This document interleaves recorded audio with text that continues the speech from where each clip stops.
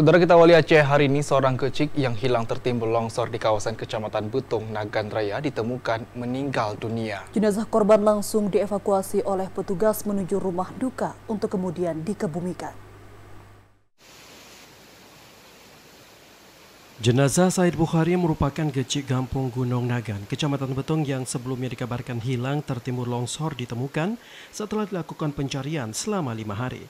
Korban ditemukan di bawah puing longsoran setelah dilakukan penggalian menggunakan alat berat. Setelah ditemukan, korban langsung dievakuasi. Namun proses evakuasi sempat mengalami kesulitan akibat debit air yang meningkat akibat hujan deras di lokasi kejadian. Beberapa saat kemudian jenazah korban berhasil dievakuasi dan dibawa ke rumah duka untuk kemudian dikebumikan. Jenazah Said Bukhari ditemukan usai dilakukan pencarian selama 5 hari yang melibatkan tim gabungan dari BPBD, TNI, dan juga kepolisian.